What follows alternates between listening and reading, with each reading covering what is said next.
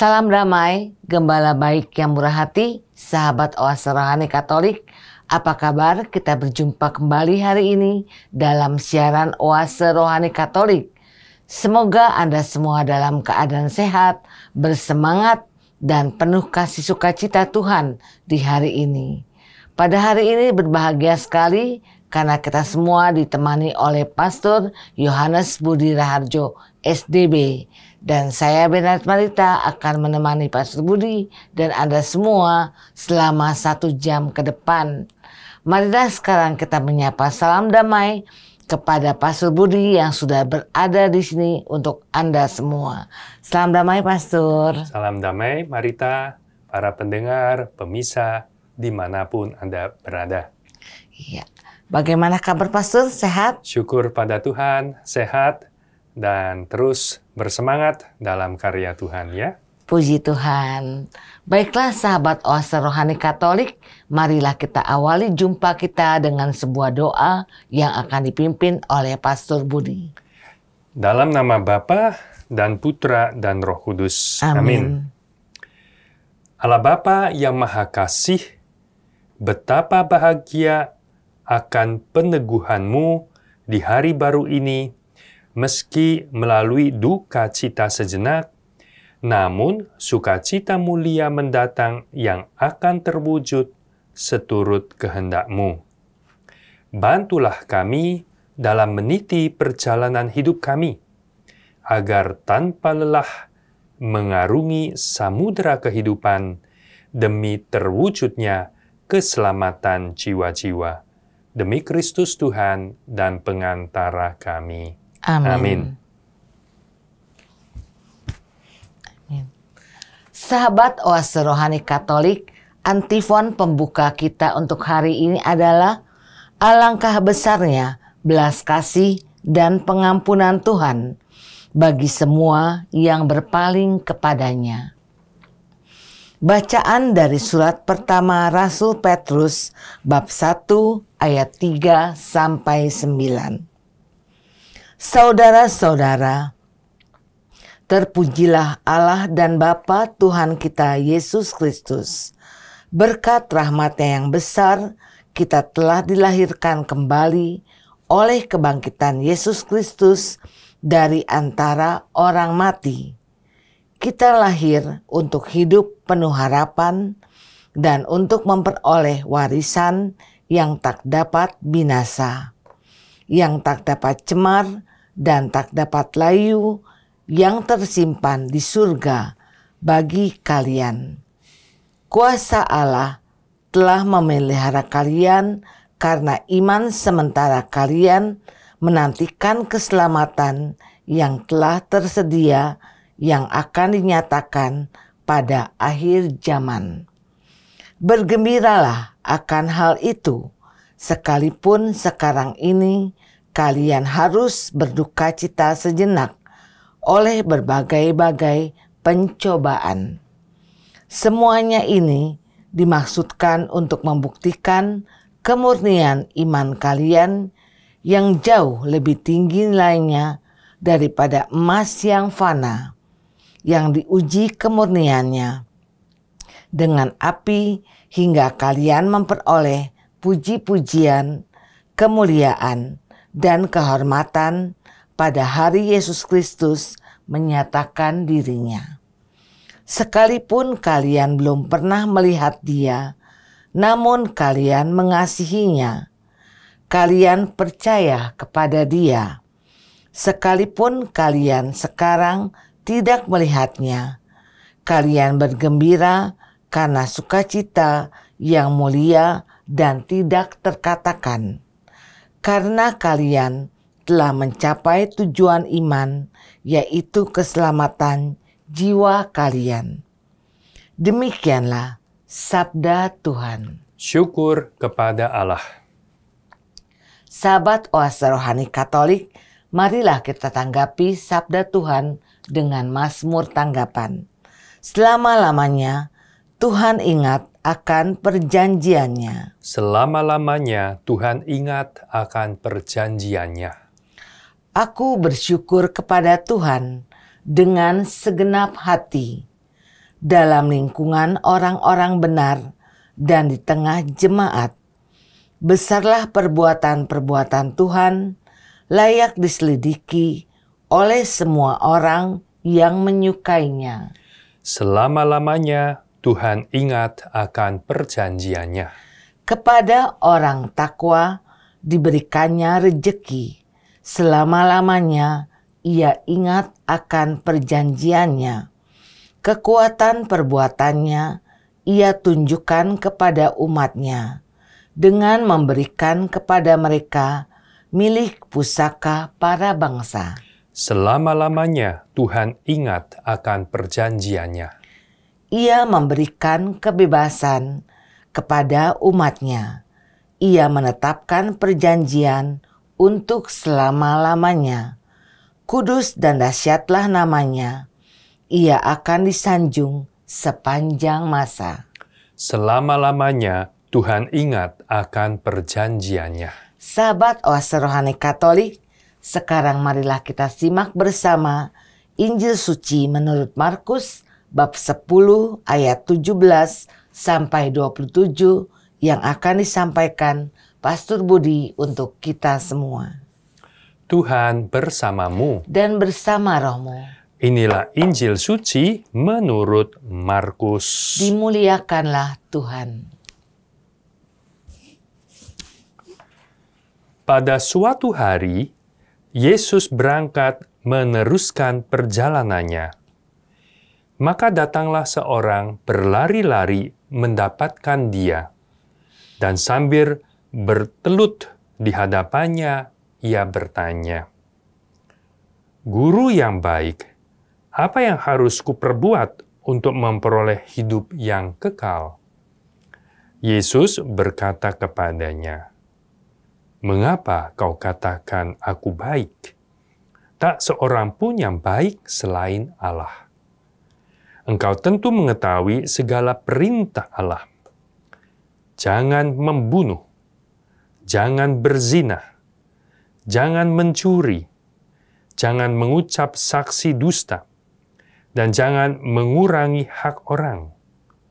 Hormatilah ayahmu dan ibumu." Kata orang itu kepada Yesus, "Guru, semuanya itu telah kuturuti sejak masa mudaku." Tetapi Yesus memandang dia dan menaruh kasih kepadanya, lalu berkata kepadanya, "Hanya satu lagi kekuranganmu. Pergilah, jualah apa yang kau miliki, dan berikanlah itu kepada orang-orang miskin. Maka engkau akan memperoleh harta di surga. Kemudian datanglah kemari dan ikutilah aku." Mendengar perkataan Yesus, orang itu menjadi kecewa, lalu pergi dengan sedih, sebab banyaklah hartanya. Lalu Yesus memandang murid-murid di sekelilingnya dan berkata kepada mereka, "Alangkah sukarnya orang yang beruang masuk ke dalam kerajaan Allah." Murid-murid tercengang mendengar perkataannya itu, tetapi Yesus menyambung lagi, "Anak-anakku, alangkah sukarnya masuk ke dalam kerajaan Allah. Lebih mudah seekor unta melewati lubang jarum daripada seorang kaya masuk ke dalam kerajaan Allah." Para murid semakin gempar dan berkata seorang kepada yang lain, "Jika demikian, siapakah yang dapat diselamatkan?" Yesus memandang mereka dan berkata, "Bagi manusia hal itu tidak mungkin, tetapi bukan demikian bagi Allah. Sebab bagi Allah segala sesuatu adalah mungkin." Demikianlah sabda Tuhan. Terpujilah Kristus. Sahabat Oase Rohani Katolik yang terkasih, setelah kita menyimak firman-firman Tuhan pada hari ini, sekarang marilah kita simak bersama permenungan yang akan disampaikan oleh Pastor Budi untuk kita semua. Silakan Pastor. Baik, Marita, pendengar permisa dimanapun, bacaan pertama dalam misa hari ini dan selama seminggu ini, kita mau mendengar dari surat Rasul Petrus yang pertama. Dan tentu ini di bagian awal. Sebuah ucapan syukur, sebuah rasa penuh kebahagiaan, menyadari apa yang Tuhan telah perbuat buat kita masing-masing. Maka saya mengundang kita merasa-rasakan dengan baik setiap ayat yang menurut saya begitu indah kata-kata yang disusun di sini untuk melukiskan kebahagiaan orang yang menyadari diselamatkan dan mendapat anugerah hadiah keselamatan dari Tuhan. Kita mulai dari ayat yang pertama. Saudara-saudara, terpujilah Allah dan Bapa Tuhan kita Yesus Kristus. Berkat rahmat-Nya yang besar. Berkat rahmat-Nya yang besar. Artinya berkat karunia yang besar dilimpahkan kepada kita. Kita telah dilahirkan kembali oleh kebangkitan Yesus Kristus dari antara orang mati. Jadi, ini adalah surat ini mau menyadarkan kepada kita, mengkomunikasikan kita yang sudah dibaptis, sudah dilahirkan kembali. Dan itu berkat wafat dan kebangkitan Kristus. Itu adalah rahmat, anugerah cuma-cuma. Dan maka reaksinya kalau menyadari ini, bersyukur, memuji Tuhan. Karena besarnya, kasih-Nya, dan tindakannya yang luar biasa untuk kita. Sampai seperti itu. Yesus sampai wafat dan bangkit untuk kita, ya, supaya kita lahir kembali. Kita lahir untuk apa? Untuk hidup penuh harapan dan untuk memperoleh warisan yang tak dapat binasa. Bayangkan kalau kita dapat warisan, senangnya seperti apa? Ya. Makin besar nilai hartanya yang diwariskan itu, wah, makin besar. Tapi masih besar sukacitanya. Tapi kita tahu, nah, semua di dunia sementara, tidak kekal. Apa-apa akan mungkin menjadi tua, menjadi rusak, menjadi hancur, sementara. Seberapapun nampak berharganya ya apa yang kita terima, harta benda itu. Dan ini kita bicara warisan yang tidak dapat binasa. Untuk yang hidup kekal. Tentu nanti kita menyadari itu hanya bisa dimengerti dengan iman. Dan karena kita belum melihatnya, kayak apa itu hidup kekal, kita tidak punya pengalaman, tapi kita imani, maka kita punya harapan. Hidup dengan harapan, penuh harapan akan memperoleh itu. Mungkin kita kemudian bisa mengingat lagi perasaan begitu bahagia, sukacita Petrus dan dua yang lain, yaitu Yohanes dan Yakobus ketika diajak oleh Yesus ke gunung itu, di mana kemudian Yesus berubah rupa, begitu mulia, dan saking sukacitanya, bahagia kan, Petrus bilang, alangkah bahagianya berada di sini. Ya, di sini saja Tuhan ya, aku berikan 3 kemah itu kan, ada Musa, ada Elia, begitu. Dan itu boleh dibilang semacam visi yang diberikan, penglihatan yang diberikan kepada Petrus, dan untuk kita semua, kita bisa membayangkan, coba merasakan betapa indahnya, bahagianya.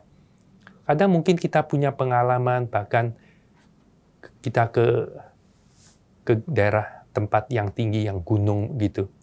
Dan kita melihat pemandangan yang begitu bagus, yang asri, yang indah, udara yang sejuk, permai. Dan kita merasa, wow gitu ya. Betapa menyenangkannya tempat ini, membahagiakannya tempat ini. Rasanya pengen gini seterusnya. Nah, kira-kira itu mungkin bisa didekati. Kalau dunia yang seperti ini, yang sementara, yang dikatakan akan berlalu, akan hancur, saja sudah bisa dirasakan seindah itu, membahagiakannya, apalagi nanti. Nah, lagi-lagi iman. Tetapi iman berangkat dari satu pernyataan dari Tuhan, dan kita melihat kenyataan sekarang, lalu kita bisa membayangkan nantinya yang seperti apa. Dan itu yang penuh harapan untuk kita. Dan dikatakan di situ, maka yang tak dapat semar, tak dapat layu, tersimpan di surga bagi kita. Ya, bagi kalian, bagi kita yang disapa di sini. Kuasa Allah telah memelihara kalian karena iman. Sementara kalian menantikan keselamatan yang telah tersedia, yang akan dinyatakan pada zaman akhir. Semua bicara mengenai pasti keselamatan. Sabda Tuhan, kitab suci, kita bisa bilang itu buku mengenai keselamatan, sejarah keselamatan manusia. Dan itu cerita sejarah kita masing-masing. Dan sejarah keselamatan kita, kalau kita keberadaan kita, sejarah hidup kita dimulai saat kita lahir, ya, dilahirkan oleh ibu kita. Tapi sejarah keselamatan dimulai saat kita dibaptis, dilahirkan kembali. Kita mendapat anugerah Roh Kudus, jadi anak-anak Allah, kita hidup baru, menjadi anak-anak Allah. Nah, itu mulai sejarah keselamatan kita. Ya. Dan kuasa Allah memelihara kita karena iman itu. Bergembiralah akan hal itu. Maka itu saya bilang, ini perikop indah dan enak dibaca pelan-pelan, berulang, dirasa-rasakan. Ya, dirasa-rasakan. Bergembiralah akan hal itu. Kita bisa merasakan juga betapa si penulis, yang tentu menurut judul adalah Petrus, Rasul, mau mengkomunikasikan kegembiraan itu. Ia tentu sendiri sudah merasakan sukacita itu, dan ia mau supaya kita juga merasakan sukacita. Dan menurut saya itu sangat penting ya, sebagai orang Kristiani bisa merasakan sukacita. Nah, itu kan aset yang besar sekali buat hidup kita. Seperti nanti dikatakan, bukan karena dalam arti hidup kita nyaman-nyaman, gampang-gampang, tidak. Hidup kenyataannya di mana saja ada kesusahan. Siapa yang nggak pernah mengalami susah itu nggak ada. Kan kita ingat si Buddha Gautama, Siddhartha Gautama Buddha. Dia mengatakan 4 kebenaran emas, golden truth. Yang pertama, hidup itu sengsara. Itu kenyataan yang benar. Semua pasti cepat atau lambat akan menyadari ada penderitaan di dalam hidup. Kalau itu tidak diterima sebagai kebenaran, kita protes. Mestinya hidup nggak ada penderitaan, lalu kita mengeluh. Nah, itu tidak baik. Tapi kenyataannya, hidup itu pasti ada penderitaan. Ada pencobaan, ada kesusahan. Nah, di sini yang saya bilang, sukacita itu kekayaan, aset tersendiri dari jiwa. Ketika kita menyadari betapa kita sudah mendapat anugerah warisan yang luar biasa itu, dan itu adalah hadiah cuma-cuma, wow, kita bersukacita, bergembira menyadari itu. Dan kalau kita bergembira, kita punya kekuatan terus untuk maju di dalam perjalanan hidup kita, optimisme, dengan antusiasme. antusias itu enthusiasm. Menarik kalau membaca etimologi asal katanya. Dari bahasa Yunani, entheos. Artinya di dalam Allah. Kalau kita hidup di dalam rahmat Allah, keselamatannya yang ada yaitu entheos, enthusiasm, antusiasme. Semangat karena sukacita yang besar. Sekalipun sekarang ini kalian berduka sejenak oleh berbagai-bagai pencobaan. Ada banyak. Entah pencobaan karena masalah dengan badan kita, entah masalah dengan jalan hidup kita, entah masalah karena orang-orang lain yang membuat jahat kepada kita, ya, entah iman kita jadi kita di pojokan atau bahkan di olok begitu, itu orang bisa mengalami seperti itu, ya. Jadi penulis Rasul Petrus mau mengajak kita biarpun mengalami hal-hal itu. Semuanya itu ada maksud membuktikan kemurnian iman kalian yang jauh lebih tinggi daripada emas yang fana, yang diuji kemurniannya dengan api, sehingga kalian memperoleh puji-pujian, kemuliaan, dan kehormatan pada hari Yesus Kristus menyatakan dirinya. Dan dia membandingkan seperti emas itu diuji dalam api, tampak kemuliaannya, begitu juga iman kita. Ujiannya bukan api itu, tapi api pencobaan, api kesusahan, api penderitaan. Dan kalau kita membaca surat Rasul Paulus, dalam cerita kisah para rasul, banyak dia mengalami kesusahan. Tetapi ada tulisannya, misalnya kepada jemaat di Filipi yang mengatakan bersukacitalah. Kukatakan sekali lagi, bersukacitalah. Ya, hendaklah jiwamu melimpah dengan syukur. Itu yang mesti kita sadari, temukan sebagai orang Kristiani. Sekali lagi, bukan hidup tanpa masalah. Selalu ada penderitaan, kesusahan seperti Petrus, seperti Paulus. Tetapi dua-duanya menghayati dan menghidupi, merasakan sukacita keselamatan dari Tuhan itu. Ya.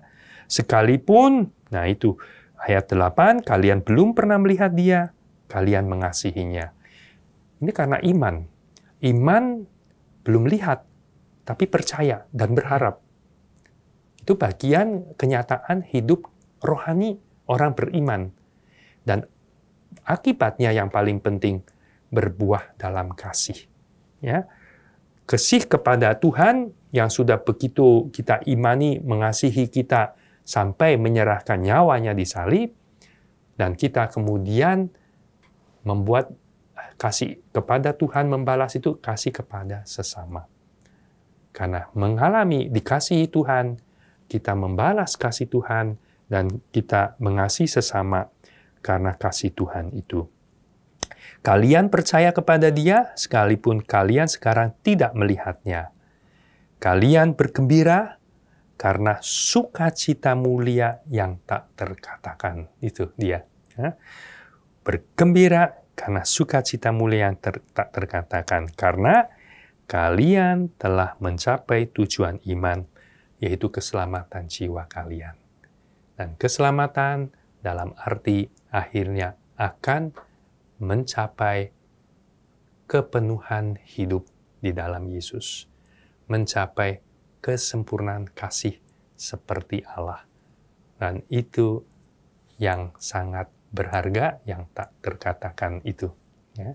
Demikian, Marita, maka saya sendiri melihat betapa indah perikop kata-kata ini yang ditulis dan mau mengajak Anda merasakannya, ya, ayat-ayat itu, dan semoga tumbuh sukacita di hati Anda sekalian. Demikian. Ya. Terima kasih, Pastor. Pastor, adakah sedikit pesan-pesan untuk sahabat Oase Rohani Katolik dari bacaan pertama ini?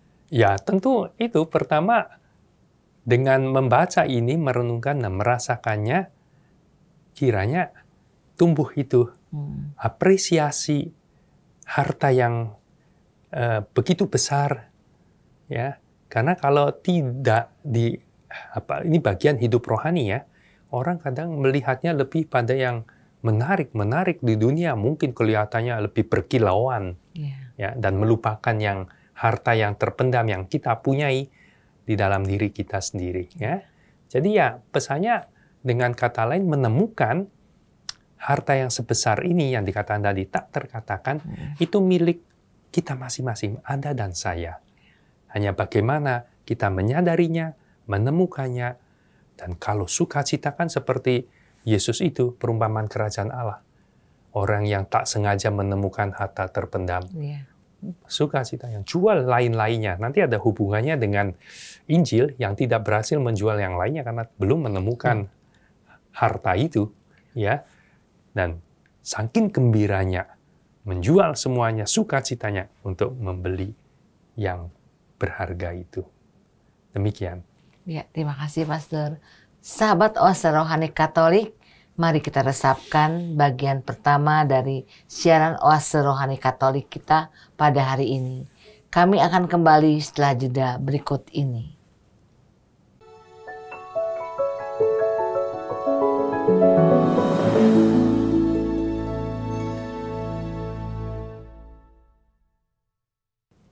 Sahabat Oase Rohani Katolik, kembali Anda menyimak siaran Oase Rohani Katolik pada hari ini. Dan Anda semua masih ditemani oleh Pastor Yohanes Budi Raharjo SDB. Serta saya Bernard Marita akan menemani Pastor Budi dan Anda semua sampai di penghujung acara nanti. Kami sampaikan kepada Anda yang mau mengirimkan usul ataupun saran atau bertanya, silakan kirim ke alamat email kami ork@2021@gmail.com atau Anda dapat kirim WA ke nomor 0881 0251 33438. Baiklah sahabat Oase Rohani Katolik, kita kembali ke Pastor Budi untuk menyimak permenungan di bagian kedua ini. Silakan Pastor. Baik, Marita, para pemirsa pendengar, bagian kedua seperti biasa saya mau mengomentari bacaan Injil. Kalau mau dihubungkan, kita bisa melihat, kita bicara di sini tentang keselamatan. Seperti pada bagian akhir bacaan pertama tadi. Ya, bersukacita, bergembira, karena sudah mencapai tujuan iman kita, yaitu keselamatan jiwa kita. Dan bacaan Injil, ada orang muda itu lari-lari berlutut ya, bertelut di hadapan Yesus dan bertanya. Menarik pertanyaan untuk direnungkan. Apa yang harus kuperbuat untuk memperoleh hidup yang kekal? Hidup yang kekal, dengan kata lain itu keselamatan, supaya saya selamat. Jadi ada hubungan antara perbuatan dan hidup kekal, keselamatan. Oke. Ada perbuatan menentukan, katakan hidup kita akan seperti apa nantinya. Jadi kita bisa bilang kayak ada hubungan sebab akibat. Atau ada orang yang bilang hukum tabur tuai. Apa yang kamu tabur, itu yang akan kamu tuai. Ya, itu kan apa yang kamu perbuat sekarang, dan kamu akan menerima akibatnya. Dalam arti positif atau negatif. Ya, seperti kalau murid-murid ya asik main-main saja, ya nanti gagal di ujian, ya kan gitu. Tapi kalau rajin belajar, wow, dapat nilai 9 atau bahkan 10, naik kelas gitu. Sama seperti ini, selalu ada hubungan antara perbuatan dan hidup kekal, keselamatan. Jadi orang ini melihat kenyataan ini dan dia mau tanya apa yang harus kuperbuat. Dan Yesus di situ menjawab dengan apa sebetulnya? Sebetulnya yang dikatakan, ikuti perintah Allah. Jangan membunuh, jangan berzinah, jangan mencuri, jangan mengucap saksi dusta, hormatilah ayah dan ibumu. Tentu Anda ingat semua itu adalah bagian dari 10 perintah Allah. Jadi 10 perintah Allah itu adalah jalan, rambu-rambu. Kalau diikuti, kamu selamat.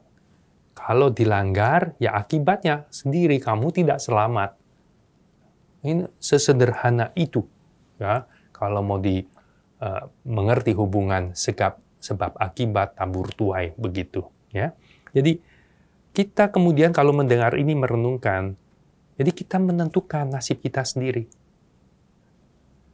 Kita membuat destiny kita sendiri, mau jadi apa. Nah, karena kita punya kebebasan, ya, kemampuan untuk menentukan diri kita sendiri, nasib kita, keadaan kita, baik atau buruk. Ya. Dan orang itu mengatakan, semuanya itulah kuturuti sejak masa mudaku. Oh, sudah di jalur yang benar. Ya. Tampaknya. Apalagi, tapi Yesus melihat, memandang hanya ada satu lagi yang kurang. Dan di situ Yesus mengatakan, pergilah, jualah apa yang kamu miliki. Berikanlah itu pada orang miskin. Kamu akan memperoleh harta di surga. Lihat tadi ada, bacaan pertama juga ada warisan, harta, kekal di surga yang tak ternilai. Di sini Yesus juga bicara mengenai hal-hal itu. Bukan yang ada sekarang, yang nanti di surga. Yang bisa dilihat, dihargai hanya dengan iman tentu. Oke. Dan kita tahu reaksinya, kemudian kemari ikutlah aku, dan kemudian kita tahu reaksinya apa? Menjadi kecewa. Karena apa? Dia tidak bisa mengikuti itu lagi. Dia tidak bisa, hartanya banyak. Dan disuruh melepas itu, dia tidak bisa. Dia sedih, pergi, nggak bisa ikut itu lagi. Dan yang menarik, kemudian juga Yesus komentar, alangkah sukarnya orang beruang masuk dalam kerajaan Allah. Dan murid-murid dikatakan tercengang. Tercengang. Kenapa? Baru mengatakan begitu. Alangkah sukarnya orang beruang masuk ke dalam kerajaan Allah. Tercengang. Kenapa? Karena buat orang Yahudi, termasuk murid-murid, itu pemahamannya adalah orang yang diberkati Tuhan itu adalah orang yang melimpah hartanya.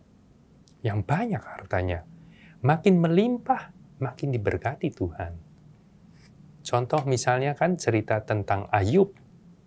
Ayub diceritakan orang yang benar di hadapan Tuhan, diberkati Tuhan. Maka berlimpah-limpah hartanya. Kalau kita baca Mazmur 128 juga dikatakan begitu. Berbahagialah orang yang hidup dalam jalan Tuhan, kamu akan berhasil dan berlimpah. Begitu juga kalau kita lihat misalnya dari kitab Yesaya, bab 3 ayat 10, juga menubuatkan itu. Orang yang benar, diberkati Tuhan, melimpah hartanya. Baik gitu. Nah, di sini malah dibilang yang orang kaya berlimpah hartanya, banyak hartanya. Sukar. Betapa sukarnya ya, masuk kerajaan Allah. Maka itu sangat tercengang. Kalau orang yang diberkati saja sukar masuk, siapa lagi yang bisa masuk? Ya, siapa lagi kalau gitu? Tetapi Yesus bukannya mengatakan atau menurunkan, itu tidak, malah lebih lagi. Alangkah sukarnya, dan dia membuat gaya bahasa, pleonasme gitu ya. Lebih mudah seekor unta melewati lubang jarum, kan nggak kebayang. Itu kan seperti yang, pasti nggak bisa. Pasti nggak bisa. Daripada orang kaya masuk dalam kerajaan Allah. Maka dikomentari, bukan tercengang saja, semakin gempar. Sehingga tinggal demikian, siapa yang dapat diselamatkan? Nah di sini banyak hal yang bisa kita kemudian refleksikan, ya, dan membongkar paham yang dalam Perjanjian Lama. Tidak berarti orang yang banyak hartanya itu diberkati Tuhan. Ya. Sebaliknya, orang yang diberkati Tuhan itu bisa hartanya juga tidak banyak-banyak, gitu ya. Orang yang melimpah hartanya, malah di sini ada bahaya. Ada bahaya harta itu bisa menjadi penghalang. Penghalang untuk masuk dalam kerajaan Allah. Nasihatnya tentu di sini menjadi satu pesan untuk kita, bahwa kita perlu punya apa yang disebut ketidaklekatan. Ketika kita lekat terhadap barang-barang, sebetulnya tidak hanya benda saja, tetapi apa saja. Bisa orang, bisa mungkin cara bertindak kita, cara hidup kita, itu juga kita bisa lekat atau apapun, itu pasti membuat orang terhalang untuk masuk di dalam kerajaan Allah, di dalam mengikuti Yesus. Karena orang kalau lekat dikuasai oleh harta benda, pasti kecenderungan menjadi tamak, menjadi kikir, menjadi egois. Ya. Jadi, dalam tradisi yang lain juga, tadi saya menyebut Buddha dengan 4 ajaran kebenaran, dengan kebenaran 4 golden truth itu ya, kebenaran emas. Hidup adalah sengsara. Tetapi di bagian lain, Buddha itu dengan refleksi hanya terang kodrati akal budi yang jernih, kemudian mengajarkan satu ajaran yang penting, sentral, adalah ketidaklekatan, detachment. Kenapa orang sengsara? Hidupnya banyak sengsara. Itu karena banyak kelekatan. Jadi kalau orang nggak mau mengalami sengsara demi sengsara, itu ajarannya adalah tidak lekat, bebas. Misalnya bahkan kepada pasangan hidup. Karena orang rancu antara mencintai dengan memiliki. Karena mencintai itu mau yang baik kepada orang itu. Kita bahkan mau memberi yang terbaik, mau berkorban. Tetapi kalau memiliki, itu biasanya lekat, kita mengharapkan sesuatu. Nah, ketika itu tidak ada, wah, kita sengsara. Di situ, kelekatan di situ. Ya. Yang namanya kasih, kita mau memberi dan di dalam kebebasan ketidaklekatan. Dan kalau bisa berjalan dengan ketidaklekatan, dengan hati yang lepas bebas, maka kita bisa mengikuti Yesus. Kita bisa hidup menurut semua ajaran kehendaknya. Dan kita bisa masuk di dalam kerajaannya. Demikian. Ya, itu hal yang menurut saya penting untuk kita bisa tangkap dalam renungan Sabda Tuhan Injil hari ini. Menjadi refleksi pertanyaan buat kita masing-masing. Coba refleksikan dalam hening. Adakah aku lekat kepada ini dan itu yang membuat hidupku tidak bersuka cita, yang membuat hidupku jadi tidak bisa mengikuti Yesus karena aku lekat dengan barang, ya, kekayaan. Sekali lagi tidak hanya berupa barang, bisa orang, bisa cara hidup kita. Kelekatan itu yang membuat kita tidak bebas, ya, tidak bisa masuk di dalam kerajaan Allah. Maka Di situ tadi, wah kalau gitu siapa yang bisa diselamatkan? Yesus berkata, bagi manusia nampak pasti tidak mungkin, tapi bagi Allah tidak ada yang mustahil. Dan di situ karya Allah. Kalau kita merefleksikan ini, lalu kembali lagi ke bacaan pertama itu tadi, anugerah keselamatan, yaitu pembaptisan. Ketika di dalam pembaptisan, kita menerima, tidak hanya dibersihkan dosa-dosa kita menerima roh Allah, roh kudus itu. Dan itu yang memampukan kita. Kalau kita terbuka dan kerja bersama, dipimpin oleh roh, kita akan berproses menjadi manusia pribadi yang lepas bebas, yang tidak lekat, ya, dan kita bisa mengikuti Yesus kemana Tuhan mau minta kita mengikutinya. Dan dengan sukacita kita bisa masuk di dalam kerajaan Allah. Dan semoga itu yang bisa dihayati, bisa direalisasikan, dan direfleksikan apa yang masih menjadi kelekatan-kelekatanku. Saya mau dengan bantuan Allah, penolong yang lain, rahmat kuasa Allah yaitu Roh Kudus, menjadi manusia yang bisa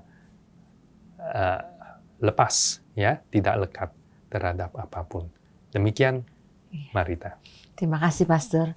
Pastor, apakah yang dimaksud dengan harta dan kelekatan itu adalah keinginan-keinginan duniawi kita, Pastor? Ya, karena lekat kita pasti punya keinginan. Ya, ada semua pasti kita punya keinginan, dan sesuatu yang kemudian keinginan itu menetap terhadap apapun menjadi kelekatan, nah, itu yang membelenggu kita. Ya, kita tidak lepas bebas itu. Kita mau dengan rahmat Tuhan belajar dari Yesus dengan kuasa yang Tuhan berikan pada kita. Kita mau menjadi manusia yang bebas. Ya, manusia yang bebas untuk bisa melakukan kehendak Tuhan, ya, lebih daripada perintah-perintah 10 perintah Allah, tetapi menghidupi sabda bahagia. Ya, kalau Anda cermati itu, kalau 10 perintah Allah kebanyakan jangan. Ada batasnya. Tapi kalau sabda bahagia lebih dari itu, roh yang lepas bebas itu bisa kemudian berbahagialah orang yang miskin di hadapan Allah, ya, yang lepas bebas, yang mengandalkan segala kebahagiaannya pada Allah. Karena mereka lah yang punya kerajaan surga, ya. Berbahagialah orang yang murah hatinya, karena mereka akan beroleh kemurahan. Seperti apa? Kan nggak ada batasnya itu. Beda dengan 10 perintah Allah. Semacam hanya rambu-rambu, kamu jangan melewati boundary ini, batasan ini. Tapi kalau